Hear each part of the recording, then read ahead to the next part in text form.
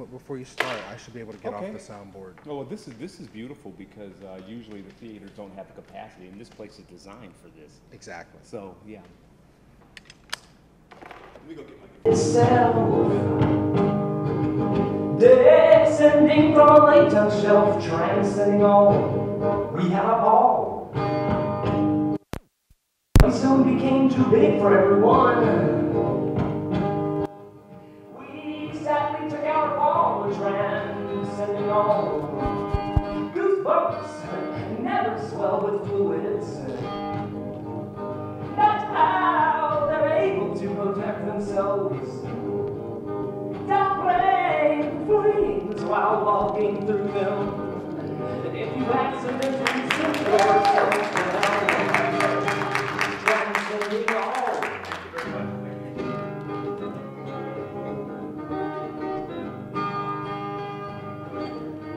I don't know how many of you are artists out here. That transcending all. I'm an open mic. So if you can imagine stopping for 15 years and then having an email, that's what Jay did. Hey, Kevin. Yes. Sure. Okay.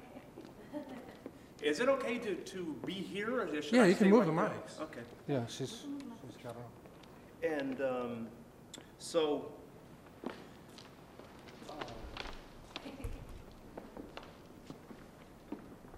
so I had stopped playing for 15 years, and at the very beginning of that quest, just when Jay heard me, I was hosting an open mic, and he heard me do half a song, and never introduced himself to me, and he wasn't even taking film then at UT, he was taking psychology. So he just never forgot my music, and then, you know, years after he graduated, him and his brother started getting more and more, you know, success, and then they remembered me. That's a complete mind blow. So that's for the artists out here and for everybody. That's why I'm here. That's the only reason. I've been touring with this film since April, all over the country, and I've been to Canada. So, I mean, what else could an artist like an open micer ask for? I've never gotten any kind of exposure like this, and I treasure it. I really do. I'm going to play one song, and then you can ask me some questions if you like. This song is called The Destiny Song.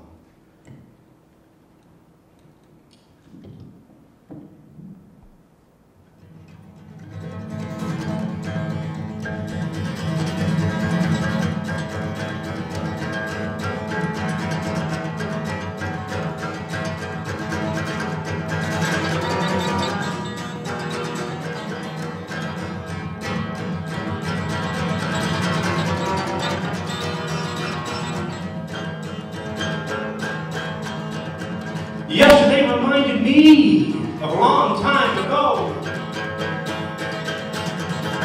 Back when we knew how to breathe and snort salt from the sea. The meaning of love was beautiful. Beautiful was the vibration. Powerful cupcake memory. Hot touch, but I'm getting warm. Operated sound, yes. All at once is gleaming beyond obstruction. Some say from debris, yeah. Operated sound, yes. Won't you transport my feelings above the spectrum, engaging the flow. We need to smile and realize that we are only here for a short time. Pursuing the priceless dream completes the good circle. You see, destiny is crazy. Don't you know that she housed that moon? Yeah. Destiny is crazy. Don't you know that she hugs the trees? Destiny is lazy. For she's done everything. Destiny is silly. She won't stop laughing. Yesterday reminded me of a long time ago.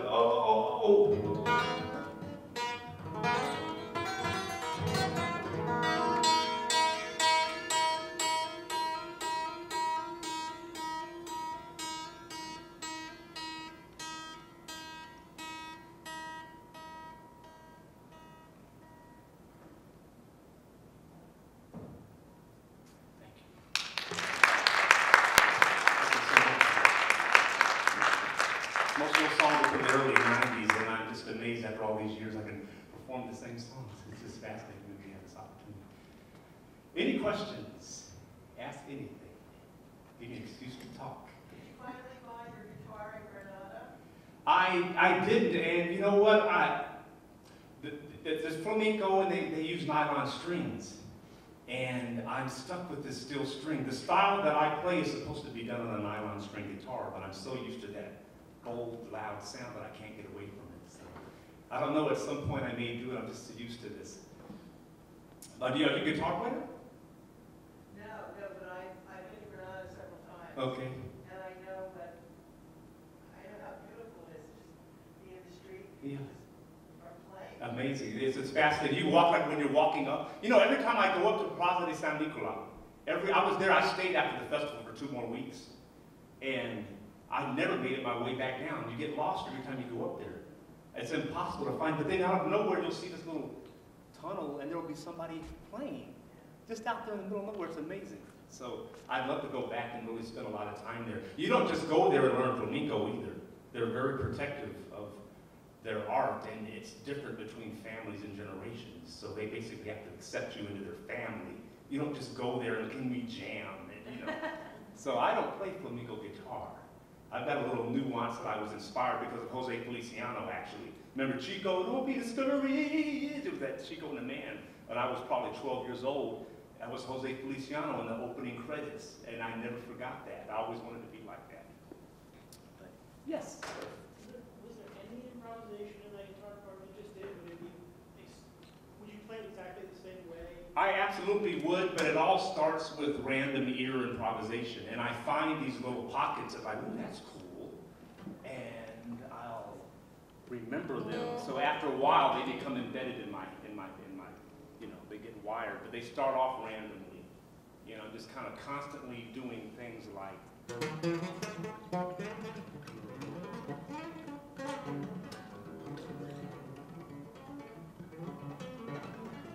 I want to be a jazz great or something. I don't know how to do it. So I just, and then, whoa, wait a minute.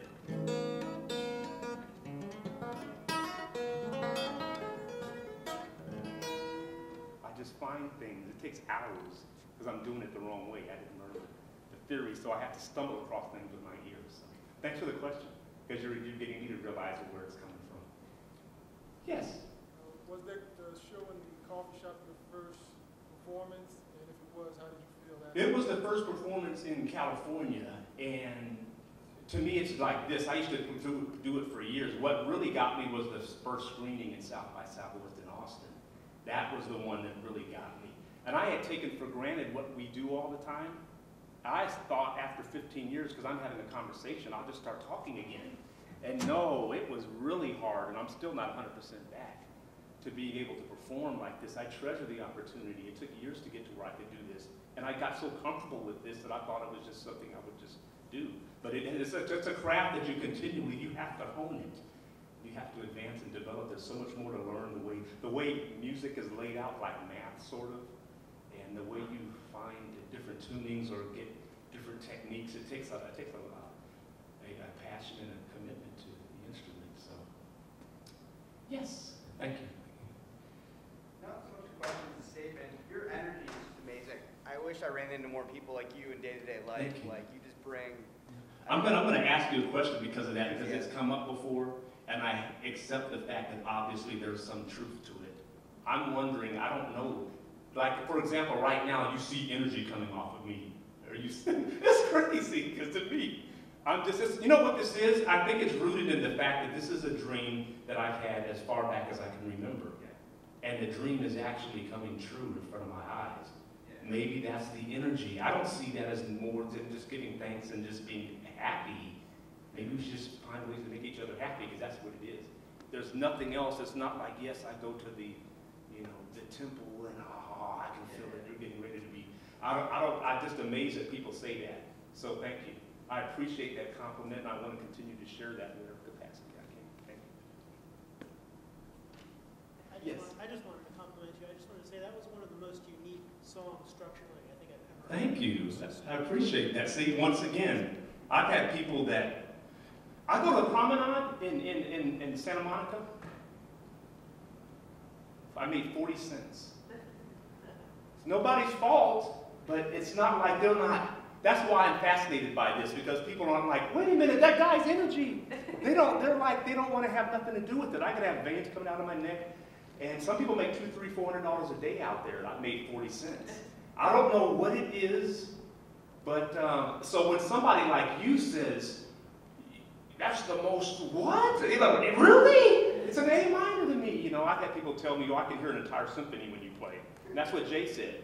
Jay said he could hear an entire symphony. Do you all know Stanley Jordan?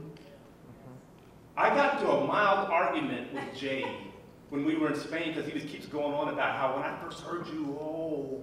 And I'm like, I mean, I appreciate that, and I kind of have, sometimes people will say that, but I know I really can't play. And he's like, no, bullshit. I was like, no, I'm serious, because it's not like I'm Stanley Jordan. Because you know Stanley Jordan, he's got 2 guitars hanging off of him.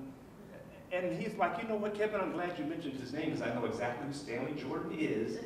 And I thought Stanley Jordan was the shit until I heard you. That blows my mind. I don't know, I'm so thankful to have that effect sometimes. I don't think that's true. But he genuinely believes that, and I'm offending him by trying to say otherwise. So I so much appreciate it. Yes? What's been the most surprising thing about this whole tour? Like any of the different screenings or anything like that? Say that again? I just, like, what have you learned, or what's been the most surprising thing about this journey since Jay did this? That's an interesting, oh, the film. Yes, it's the film. The answer is the film, the art of film. I had no idea what it takes to even put 5 minutes of film together. When your heart is in the film, it's like you're using my guitar, but you're doing it with the film, and there's so many other aesthetics that have to come right, and the light, and the nuance, and the presence, and the audio.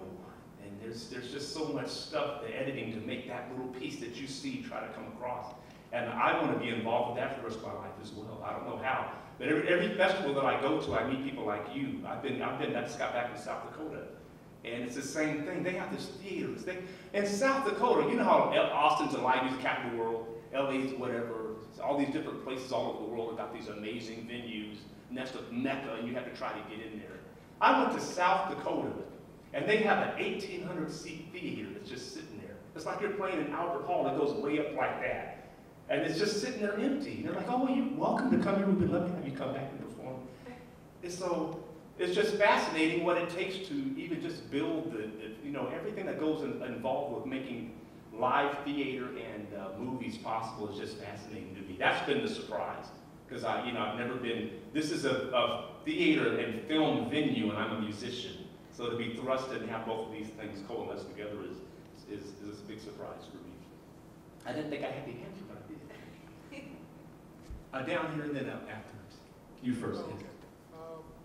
Since it's so much easier to reach people musically now, have you compiled your old music and your new music to release it, like digitally, online? Well, I have 2 albums online, and I have a new album recorded that I haven't, well, actually finished that I haven't recorded yet. So that's what I'm preparing to do now. I'm trying to figure out, because I don't have an agent or management yet. I'm trying to figure out, as I'm going to continue to tour with this independent of Jay, I don't know what's going to happen. I've been spoiled by this audience. I can't imagine now not going to a theater and having people watch this and then I perform. Because nobody's going to say boo after this or not. So I don't know what to do with that yet, but I'm working that out. But I definitely have music online, and I'll let everybody know how to find that. Or you can just Google Kevin Gant, and information will come up. I do have CDs also. I think I have like 10 or 12 of them, and I won't be pushy, but I'm spending 2 more days here in Philly, so those of you that can buy the CD would make a big difference for me for the next 2 days.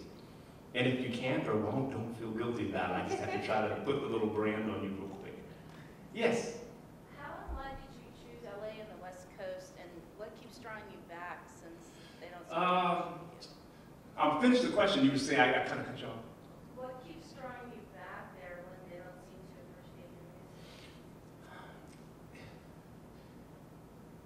It's not so much that they don't appreciate it.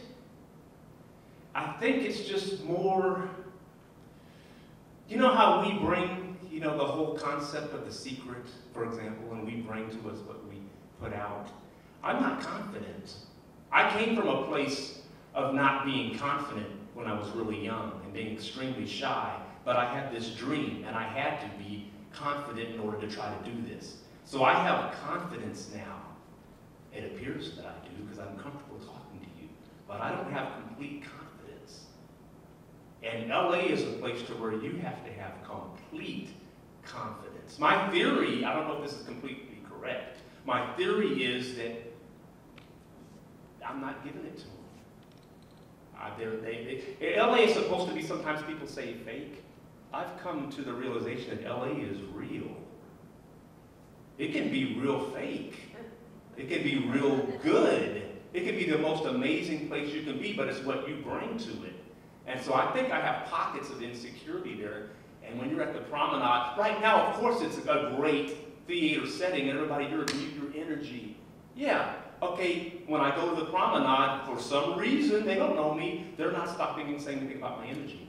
There's something that I have in me that's not 100% confident, I believe. I think that's some of it anyway. I don't know if that's what draws me back, but there's people out there that actually sell CDs and don't even perform publicly, and they'll make anywhere from $300 to $1,000 a day. And I've tried it, I've sold one CD for $5. The issue is confidence. Because the brothers out there will tell me, and they're mostly brothers, you gotta be confident, brother. You can't be worried about them saying no to you. And if they say no to you, I guarantee you, they got at least 20 for you. I believe in my art. They can think I'm out here slanging or doing whatever they do. I don't have time to worry about what their perceptions of me are. And they're talking to me while they're walking by. And they'll put the CD out, like, no, it doesn't matter. No, the next thing you know, they'll be signing the CD and they'll give them $50. And so I'm punking out a little bit. That venue is not for everybody, but when it comes down to the core truth, what are you really? And I've watched guys make I've watched guys make like $250 in about 40 minutes on his cell phone. He's like, oh man, Kevin, I know it's hard. I know it's hard, but I used to cry in the car for 30 minutes before I did this, but I've got a kid I'm trying to raise. And I have to sell my CDs, and I believe in my music, so I would suck it up, get mentally right. It would kill me because people see me coming and they think I'm some crook. And then, no, I said, but then he said, when you keep doing it, all of a sudden you become more confident. And then it's just like having a conversation, and then when you look and you count the thing, you have $300. He knows he's making $300 every time he comes out there. The issue is confidence, and I'm still working on that. So, thanks for your question. It kind of opens things up for me because I don't have canned answers for you. Any other questions? Are we running out of time? How are we doing on time? Okay. Would you like to hear a couple of songs? You know, I set y'all up for that. It's like, no, we don't want to. So yeah, thank you very much. Thanks for all the questions. It makes me feel like I'm a complete artist. It's just a wonderful opportunity. Thank you. This song's called Spirit Bones.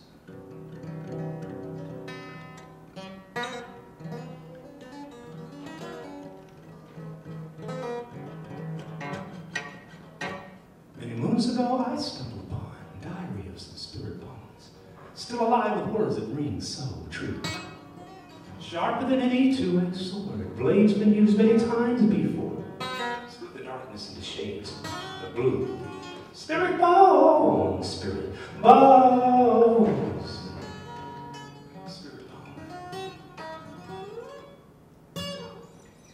Never can be sure, but I'm positive. Only got one life to live. We're much better off not being misconstrued. Being with nothing more to give, nothing to contribute positive to the current distraction that we find ourselves into. Spirit bones, spirit bones, yeah. Spirit bones, hey. Mighty, mighty spirit bones. Rounded powder a long way from home, rematerializing out of the foam. Perfect afro don't need no comb. It's all good. It's all good. From here to and fro you roam, not realizing you have a spiritual home. Although you've already been shown, you discount them as hallucinations. See, you've never been alone. My, oh my, how you have grown. Shout out loud in your own soul. I promise God will answer you.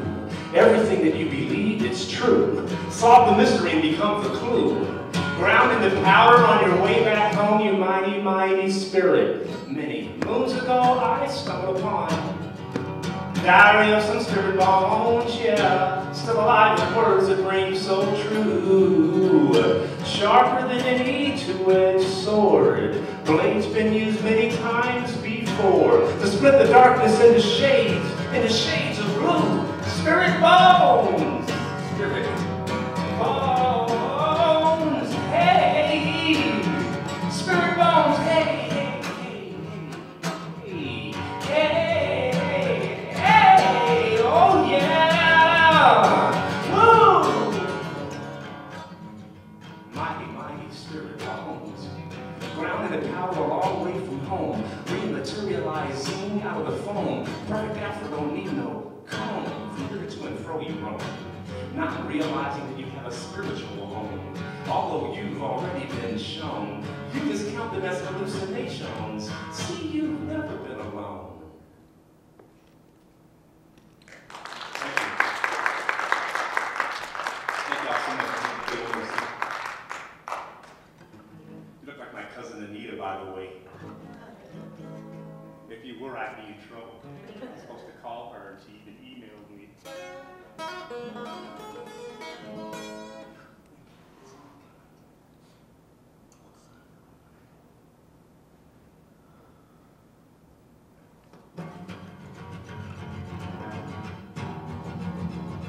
The song's called Nice People.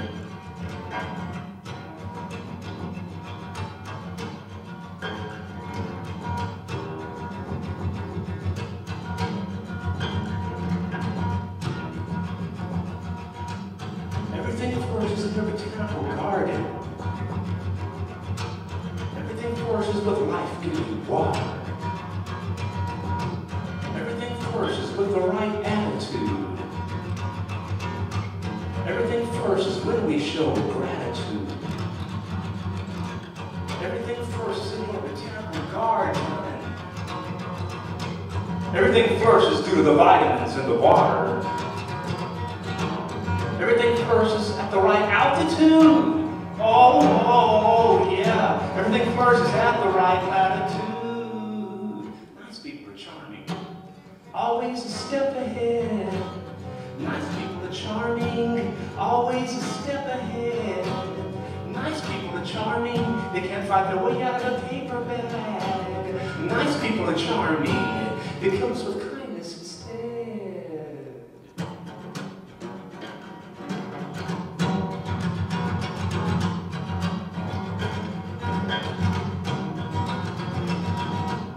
Everything flourishes in your botanical garden. Everything flourishes with life-giving water. Everything flourishes at the right altitude.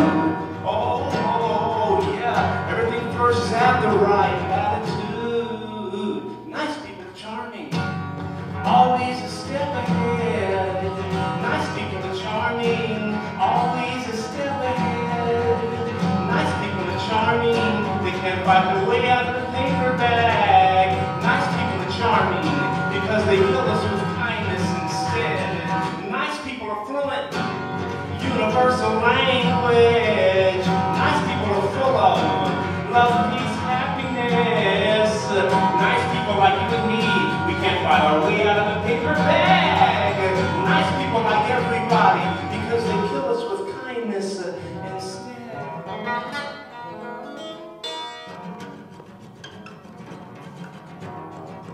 Kill us with kindness instead. Introducing and shaking hands with no ulterior motive or demand. Everything first in our temple garden.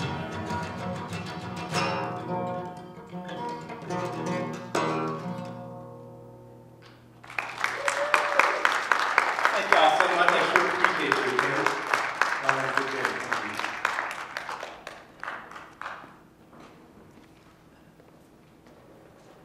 That felt kind of abrupt. Sorry about that. It's like a dog. The ears start making so okay. So you can't have any of that. Or maybe you can, but you're just not going to do nothing on the promenade. Yeah, well, I mean, yeah, let me see. The guitar. Let me take it out or move it. Well, yeah. Take it out. Maybe I'll play it in the room a little. Or I whatever. got that early, Okay. so you don't have to play. Okay. Just so the aesthetic. Yeah. I was in LA. I wasn't a fan. I mean, it's so seductive, but it wasn't for me. Mm-hmm. So. If you have something legitimately going on there, it can be great. But if you're sniffing around, that's not a good place to be sniffing around. You pretty much have to, unless you sniff around and some people have that talent, they sniff and they get exactly what they want. But if you're going to be sniffing around any extended period of time, it could cause you, Yeah, I think you really need to be hungry. You need to know exactly what it is that you want. And you need to there need to be opportunities available to you. You can't play a lot of guessing. And I think, for black folks in film, when I was out there, which was in 95, 96, it was, it wasn't an open shop. It wasn't absolutely not. So. And it's not even, it's almost, we'll put it bluntly, it's by design. And it goes back for a long time. They basically ain't got nothing. You're starting from the standpoint if they ain't got nothing for you at all. And they're not even shy about letting you know that without saying it. There's nothing for you. That's not the demographic. That's not what's going on. Now, if you find a way to circumvent that in an amazing way, they'll buy it. That's just not their formula, though. They're stamping out some Hershey's chocolate bars with almonds, and these got almonds, and these have raisins, and that's it. And you come and say, man, I got this piece of art. And okay, we got this thing down. Now, Eddie Murphy slipped in. Okay, shit, let's put a little stamp on that then. And then, but until you come up with your little stamp, whatever it is, they don't have nothing for you. That's my impression. They got nothing for you at all. On any real level, let's look at Chappelle. They ain't got nothing for him. He found a situation that worked really well for him, and he was very talented, but they still let him know. They let him know, you got 40 million, yeah, but your black ass could be going tomorrow. Because we're going to rub your head and ha-ha. And he could go, oh, shit, I can get out of here. So that's just the truth. And I know in a small way, I respect them because they let you know, this is what we do.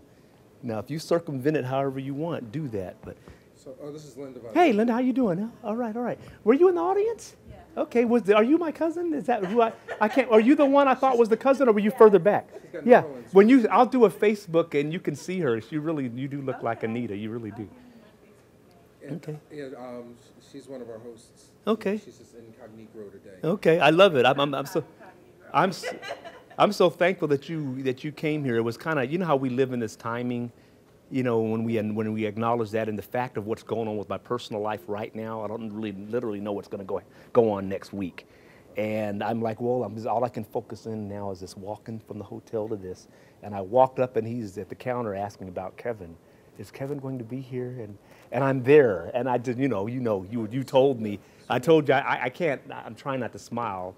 Like, yes, I'm Kevin, how may I help you? I'm Kevin. So you're remaining humble. Yeah. So you're a troubadour, obviously. Yes. I mean, how would you best describe what you do? I don't want to put words in it. Guitar, poetry. The Chicago House was an amazing venue. It closed in '95, and it has several generations of artists and poets and performers of all disciplines, actually, that filtered through there. It was a very open 100-seat intimate venue, and with seats on risers, and they wanted people to have a chance to do open mics and learn how to be on the stage, and when they got good enough, they would block them into showcases. That was the venue that accepted me there, and when I finally got enough guts to not cancel the open mic, the owners immediately took me outside. This was like in 1989. Peg Miller and Glenda Cox said, "You're on the cutting edge." And I didn't know what that meant. I'd never heard. I thought I was rubbing them the wrong way. And they were like, no, you think you're like Jim Croce or something, but you're not. You're doing some kind of poetry.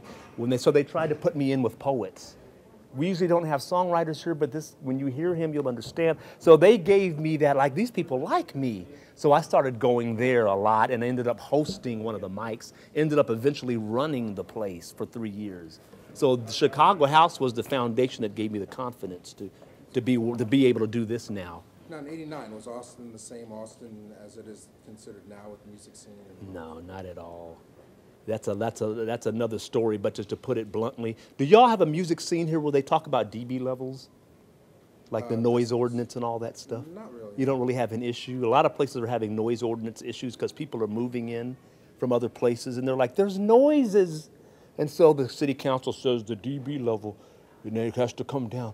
Austin brings the music scene brings about $200 million a year to the economy with South by Southwest and with the Austin City Limits Music Festival and lots of other things. Their dB level is 85 dB. And what that means is my conversation will violate the sound ordinance. And they're fighting it now. It's a big thing in city council chambers. They're arguing about it. So for some reason, they went from 100 or something, which is normal, to whatever it was. They went to 9. No, it's not even 85. They went from 90 to 85, 100 something to 85. And people went completely apeshit over that. But they still voted, and we vote for it. We thought about it. And I know it's a live music. If you go to the airport, there's guitars hanging off the ceiling. Welcome to the live music capital of the world. So then they went from 85 to 70 dB. It's not 85 now. Somehow, a couple of years later, they said, I wonder if we should go to 70. So now people can't even play acoustic guitar out there. It's just ridiculous. That's crazy. So, I mean, I'm just curious because we're doing a movie about the Philly music scene in the aughts. And what's the aughts? Is that a location? 2000 to 2010. Oh, I've never heard that phrase that before. Okay. Okay. Well, okay. That's the only term I've heard. Okay. The early 2000s. Okay. The first decade of the millennium. Okay. And it's sort of like, what do you think the ingredients are to build in Austin? Well, I'm glad you asked that because there's several generations of phenomenal, like Grammy Award type caliber musicians there. And they perform, then they get married, and they have families, and they have jobs.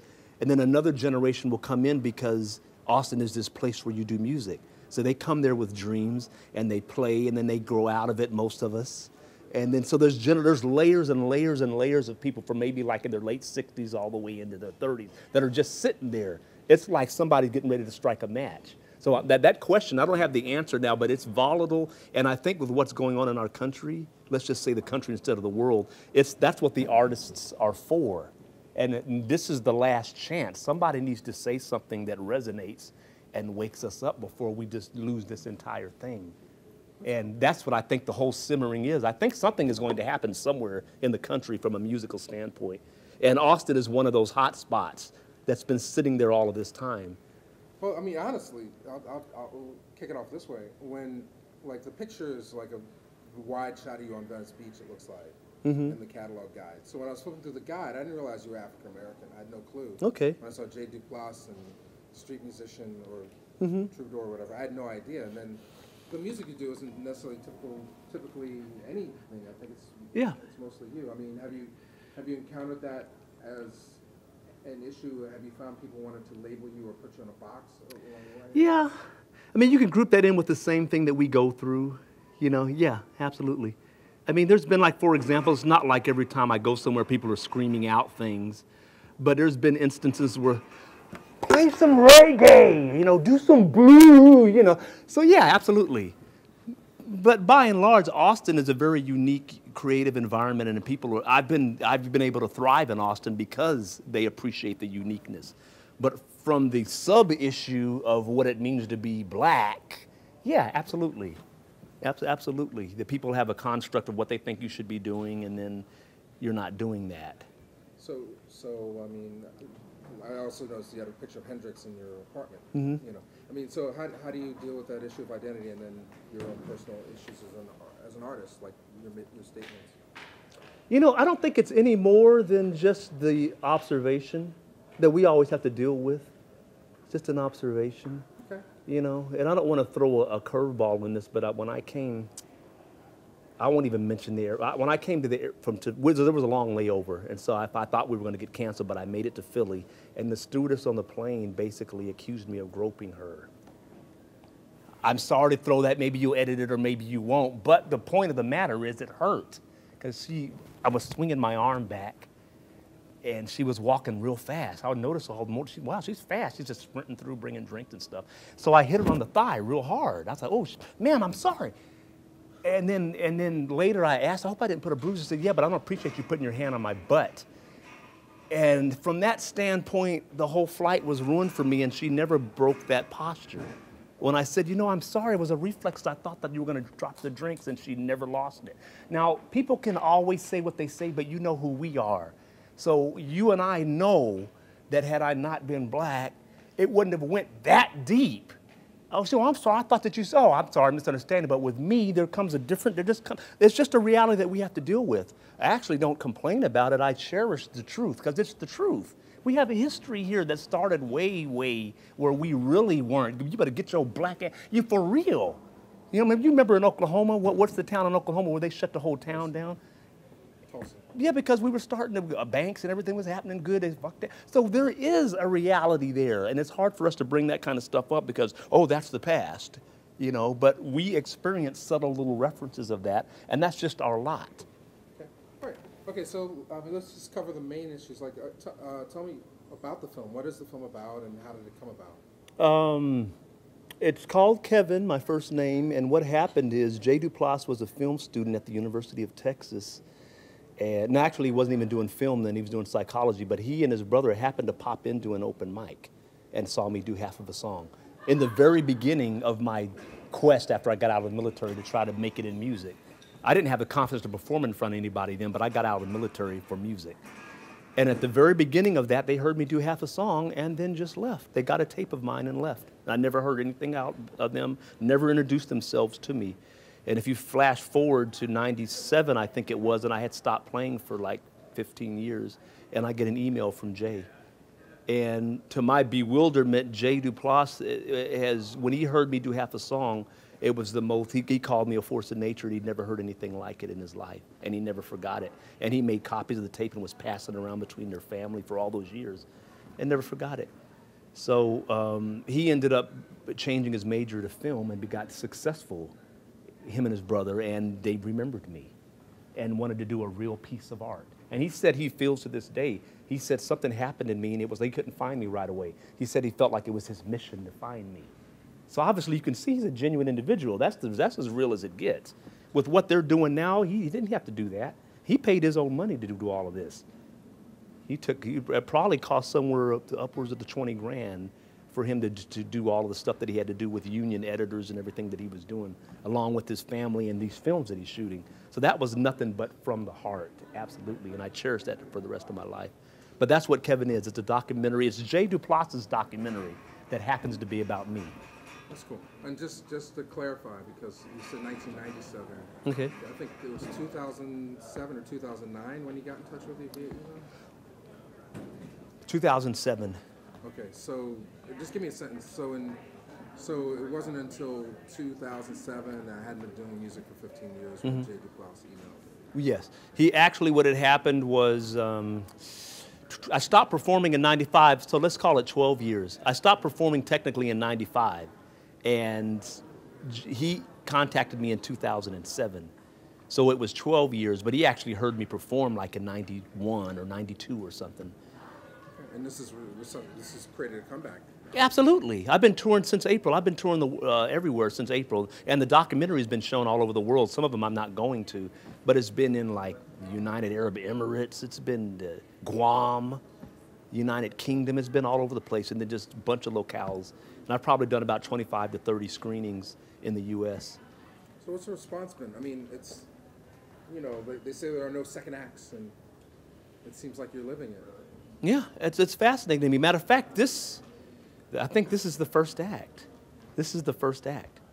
You know, it never stopped. It's just, there's this process. It's one act to me. Well, that's what they were saying then, isn't it? So yeah, I don't see it as a second. Well, you're right though. There was a break and maybe this is the second act. But it had nothing to do with me. I did all I could do and I stopped. Worked for UPS for 8 years, got over the music.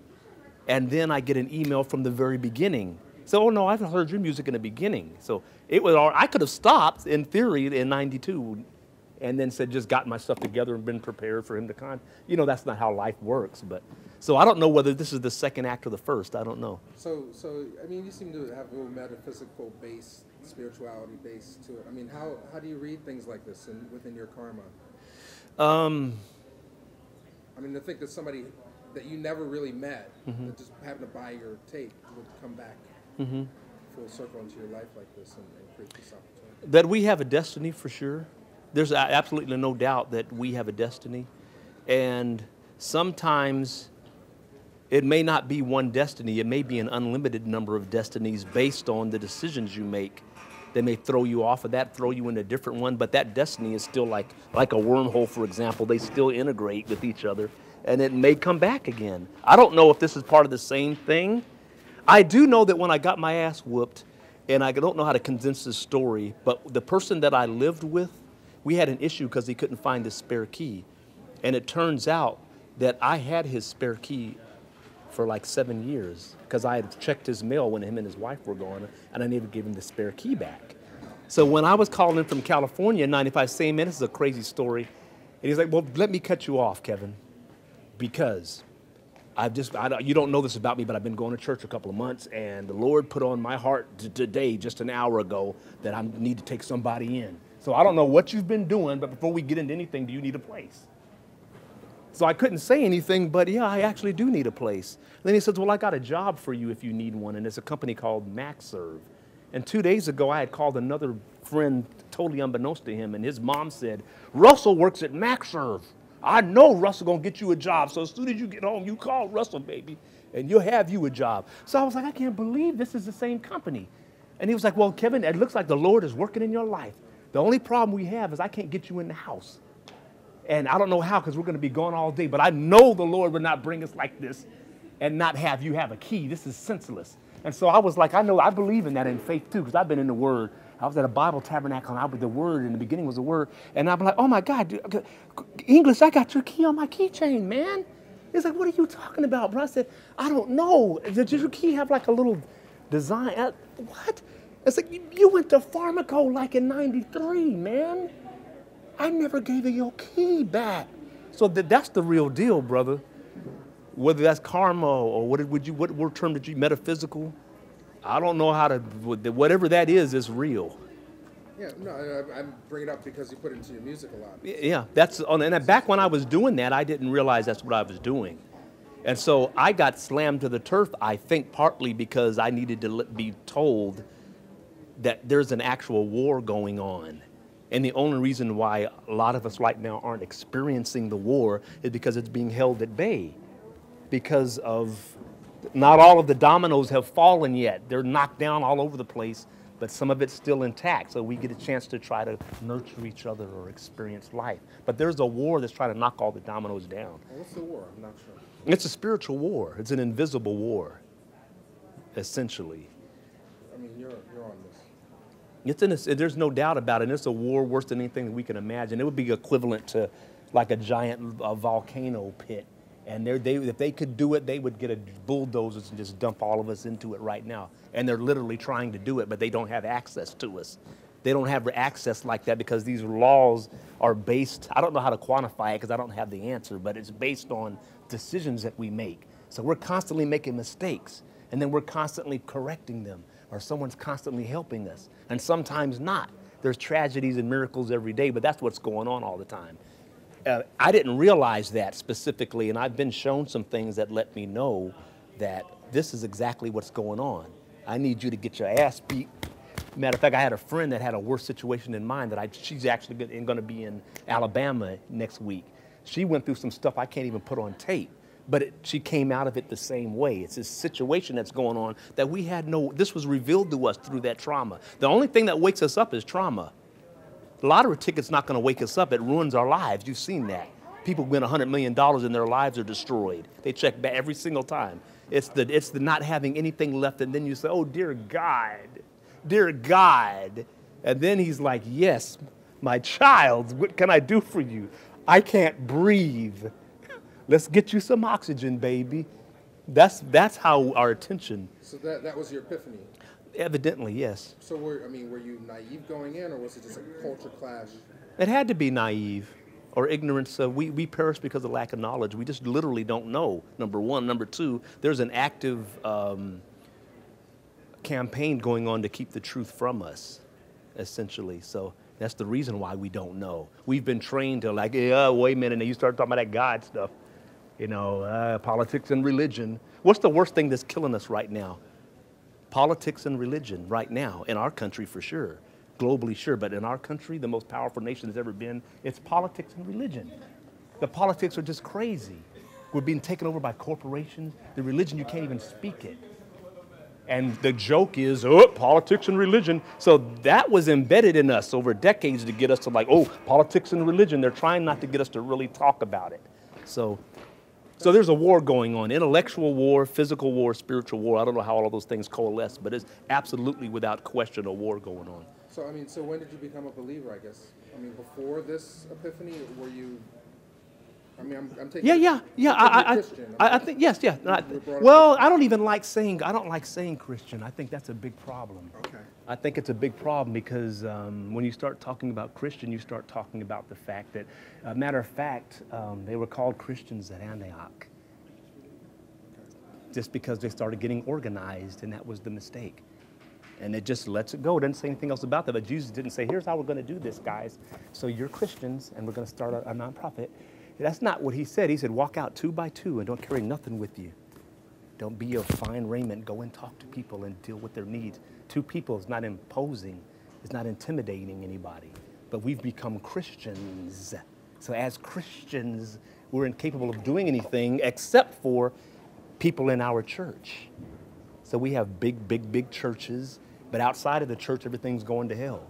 But if you come into our church, you'll be okay. That's not the truth. We're supposed to go there just to get some provisions or do an update, and we're supposed to go right back out there. If we were doing that the right way, there's no way in the world none of this mess would be going on. We would affect society no different than me talking to you. Everything's serene right now. I'm not a big avatar, but we're speaking some positive stuff, and that's all that people need. But we've been shut off from it in several different ways. So I'm not correcting you by saying that, but my epiphany recently has been being a Christian is a big problem because there's no such thing as being a Christian. Either you're a joint heir in Christ, who is a living person that died for us physically and unimaginably spiritually for all eternity. He went through some torment that we can't even imagine, but you've become a joint heir with him as he abides in you, in your spirit. That's not a Christian to me. That's just somebody that has a relationship. Matter of fact, it speaks in the word at the end, I never knew you. I never knew you. He doesn't know Christians. So, okay, all right, so let's go this way. So riding that Greyhound bus back from LA, back to Texas, that had to weigh on your mind, that whole trip. What? Well, for me, I'm trying to remember what stage I was in. It was a big relief to me because what had happened the week prior was the fact that I actually, this gentleman, his name, he's in Spain right now. His name is Josh Gable. And Josh saw me at an open mic and really enjoyed my music, and he was getting ready to help me with touring and whatever. All that got abrupted when I had my encounter with my cousins. So when he found out about it, he basically picked me up, and unbeknownst to me, he had bought a Greyhound ticket and got me some peanut butter and jelly and some Capri Suns.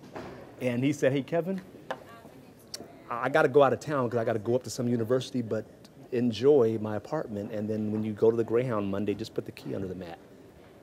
Yeah, I love you, brother. And so at that point, I was like, whoa. I was like, I dropped into another reality. All of a sudden, I was walking around, my face was all still swole up. And I'm just walking around like, wow. So that and the bus and all of that was all the beginning of me going into, another level of tranquility. So. You couldn't do music anymore. Well, it wasn't so much, if you would have talked to me, I was still doing music. It wasn't like my cousins beat me up and I'll never do music again. But something was missing. There was a component missing. I don't know where I draw the inspiration from, but that was missing. I'm just now getting to where I can barely write songs, and even today, I'm still struggling with that today. I'm getting over that. But yeah, it wasn't like, it's more like wherever the source of that is, there was a little kink put in it, like a knot or something that's been slowly working its way out. So two, maybe three questions. So, in your heart, where do you think the creativity comes from? Man, it's spiritual. And spiritual is real. Spiritual is right here and now.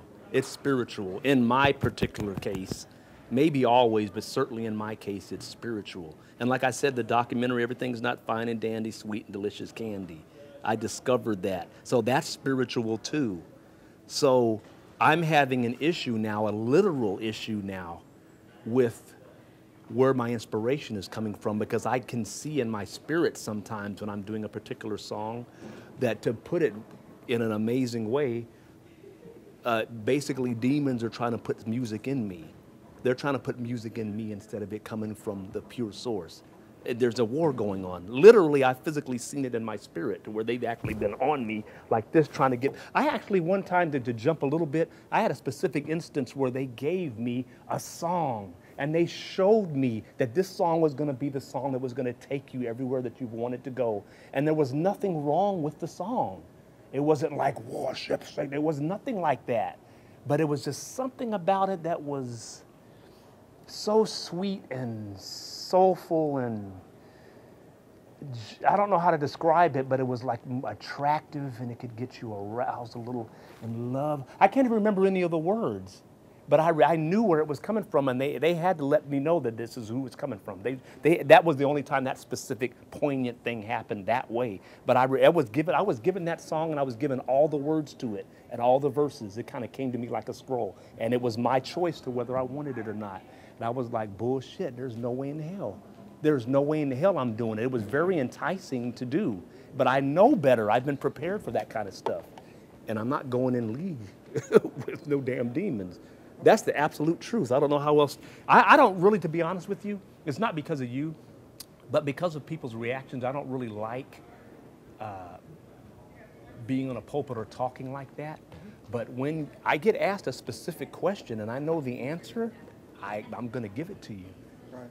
It's just the truth. Well, I want people to understand also. Mm-hmm. I mean, because there's the emotional level, which we're plugged in, like we're there. Mm-hmm. But then intellectually, let's try and bring it around in a way where the average person doesn't say, it's like Kevin's just off the wall. Absolutely. Because a lot of people aren't necessarily prepared. Absolutely. To accept it. Like there's some people, like if they're introduced in a way. That's why I hesitate. That's the way I hesitate to answer the question. But by the same token, I think that everybody is really deeply spiritual. They've just been shut off for it. And at some point, we have to prod them a little bit, like boom, boom, boom, for real. This is going on. Now you can ignore it or like let it simmer a little while. But we are deeply spiritual people. We just don't realize it. So the real issue is that some people don't like to hear that at all. And that may be actually okay. It may be better that we don't, but we need to like, bam, and it just sits in our subconscious. It'll prepare you for 5 years from now when you do something with your daughter or something, make sure you pick her up at school, I don't know. So, but we have to communicate that to them. That's cool. So it seems like you're experiencing a lot of magic right now? Mm-hmm, absolutely. Just from interacting with people. Absolutely. It's coming back to you and stuff. Mm-hmm. What's been the coolest thing about doing this? The randomness. According to Jay, and Jay is absolutely right, and he's good at what he does. Although he's not managing me, his suggestion is that I have emails, and I have a list everywhere I go, and I collect these emails. And there's been a few times that he's been at the same screening, and we have lots of emails from those. But when it's me on my own, did you get any emails? Like, nah, man. He's like, well, okay. But the thing about it is, what I treasure is the fact that I can go to the ticket counter and then here you are. That's Kevin Gant. To me, that's the path for me. That makes up for 100 emails, is the fact that, look at this. That's worth how many emails is this? So I don't know. It's like I'm living my life more on that conveyor, that spiritual conveyor belt. And it's hard to describe that. It's not that I'm always right when I do that. But that's where my path naturally kind of gravitates to, is more of encounters like, oh, that's interesting. For example, when I was in Canada, I was supposed to leave Monday, that particular Monday after the festival, like tomorrow's Monday. I ended up staying there 10 days because the director of the festival emailed me out of the blue in the middle of the night. So I know this is off the wall, Kevin, but we had a conversation similar to this. He was like, I don't know what's going on with you, brother, and you can call me anytime tonight. If you need to stay, you're welcome. So I stayed with him for 10 days, and we talked about a lot of things that might happen in Canada, and, so, I don't have an itinerary. Your question was, what's been the most, the fascinating thing about it is I'm living my dream and I'm being in a situation where I can have genuine exposure, you know, via what you put your passion into. You took the time to put your clothes on and you know you were going to come out here, hope to get a chance to meet Kevin Gant. Just totally raw. Just because you were doing your own research. And like, I think that would be, you know what? Whew, let's go. Oh, I don't know if I'm going to be able to meet him or if he's going to be here, but I'm going to try, do all I can. You went to the counter just as I was coming up the stairs. That's golden to me. That's golden. That's what it's about. All right. If you look right in the lens, say your name and say, I'm Kevin Gant and you're watching Real Black. I'm Kevin Gant and you're watching Real Black. Anything you want to bring up? I know this is right up your alley. Mm-hmm. Okay. Yeah. Yeah. Oh, absolutely. Yeah. And the world would be surprised at how spiritual they are. That's why they're so talented. People discount the fact that Lil Wayne, for example, tore his notepad up like years ago. And when he wants to record an album, he brings his buddy in, they hit the button, and he just spits it out, and that's the album. And he doesn't. That's the talent. Yeah, that's the talent. They just, there's a war going on, and I don't know at what point. See, God works, he can flip all of that around and have them be on fire. And here's the thing. He said, I would prefer you be hot or cold. You're lukewarm, and I'll spew you out. I think we all fall in one of those three categories. I think if there's any category for me, I'm lukewarm. I come from a, well, that's my well, how do I word that? I think that if I'm any of those three, I'm lukewarm. And so that's why, and maybe I'm not.